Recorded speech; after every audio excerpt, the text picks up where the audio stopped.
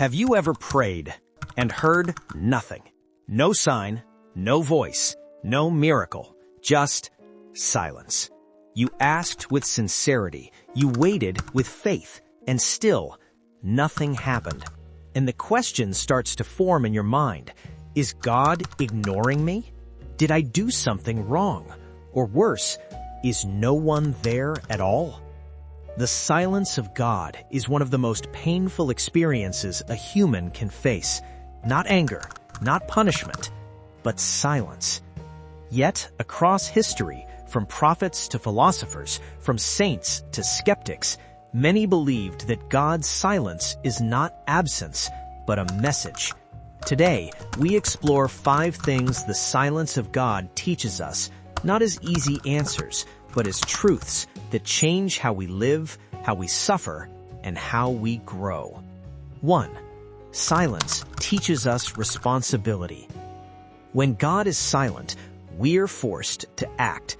If every decision came with a divine instruction, if every problem had a clear sign from above, human freedom would disappear. Silence removes excuses. It pushes responsibility back onto us. When God does not intervene, we must choose what is right, what is just, what kind of person will I be without reassurance. This is why silence is terrifying, because it exposes our freedom. In silence, there is no one to blame, no one to point to, only you and the weight of your choices. And maybe that's the point. 2. Silence strips away fake faith.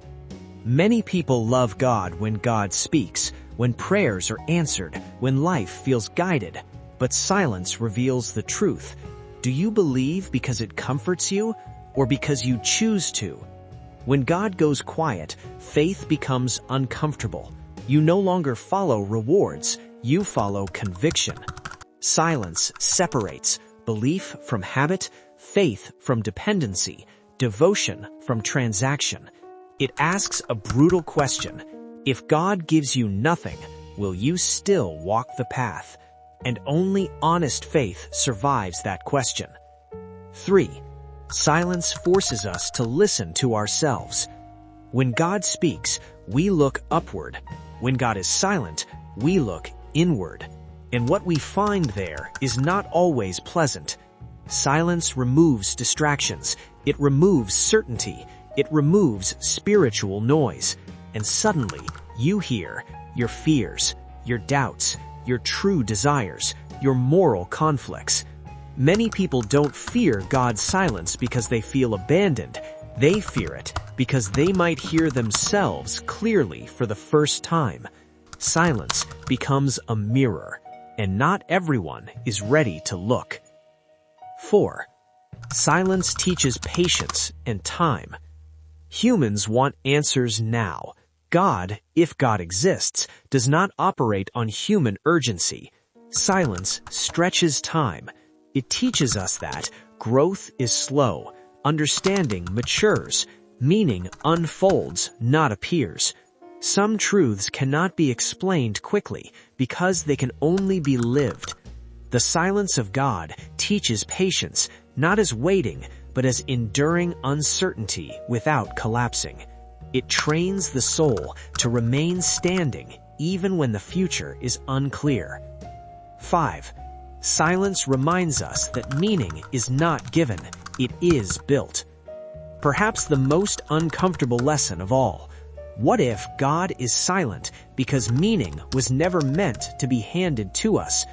What if silence is an invitation not to receive answers, but to create responsibility, morality, and purpose ourselves? In this view, God's silence does not weaken life, it empowers it.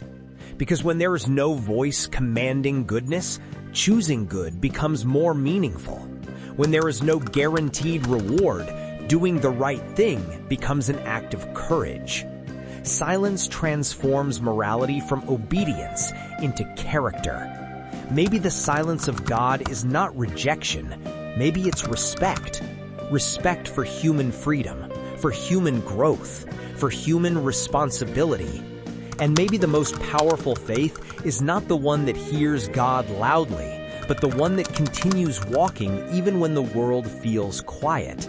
Because sometimes silence is not the absence of meaning, it's the space where meaning is born.